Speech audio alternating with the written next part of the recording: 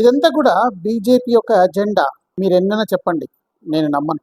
ఎందుకంటే బీజేపీ తన ఓట్ల కొరకని, అధికారం కొరకని ఏమైనా చేస్తుంది అనుకునేవారు ఒక్కసారి ఈ గణాంకాన్ని చూడండి. పాకిస్తాన్ ఈ సంవత్సరం 1,46,000 మంది ఆఫ్ఘనిస్తాన్ పౌరుల్ని చొరబాటుదారులుగా గుర్తించి వాళ్ళ బార్డర్ దాటిచ్చేసింది.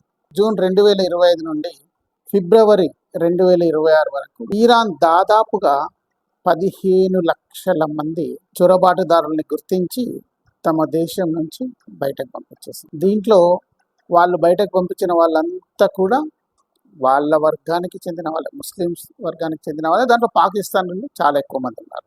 అలాగే యుఏఈ ఇదే నెలలో దాదాపుగా 7,500 మంది షియా వర్గానికి చెందిన ముస్లింలని, పాకిస్తాన్ వాళ్ళని వాళ్ళ దేశం నుంచి బయటకు పంపించేసింది. అలాగే సౌదీ అరేబియా జనవరి 1 నుండి జనవరి 7 మధ్య కాలంలో 18,836 మందిని వాళ్ళ దేశం యొక్క సరిహద్దులు దాటించి బయటకు పంపించేస్తుంది. ఇందులో 60% మంది ఇథియోపియాకి చెందినవారు, 39% మంది యెమెన్కి చెందినవారు. జూన్ 2023 నుండి ఏప్రిల్ 2025 వరకు దాదాపు 2,60,000 మందిని టర్కీ యొక్క బార్డర్లు దాటించి బయటకు తరిమేశారు. ఇక జోర్డాన్ విషయానికి వస్తే 6,75,000 మంది చొరబాటుదారుల్ని జోర్డాను తను అనుమతించింది.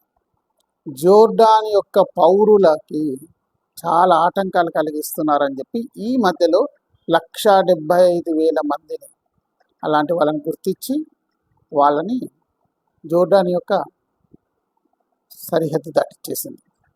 అందులో చాలామంది సిరియాకి సంబంధించిన వాళ్ళు, యమన్కి సంబంధించిన వాళ్ళు, అలాగే పాకిస్తాన్కి సంబంధించిన వాళ్ళు కూడా ఉన్నారు. ఈ దేశాలన్నీ కూడా ఇస్లాంని అనుసరించే దేశాలు.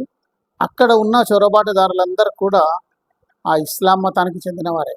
కానీ వాళ్ళని వాళ్ళ దేశ భద్రతా దృష్ట్యా వాళ్ళని బయటకు పంపించేసింది. ఎందుకంటే అక్కడ ఇది ఆ పార్టీ యొక్క ఎజెండా, దేశ భద్రత కాదు, వాళ్ళకి ఓట్లే ముఖ్యం అనుకునే సెక్యులర్ పార్టీలు లేవు. ఆలోచించండి. జై హింద్, జై భారత్.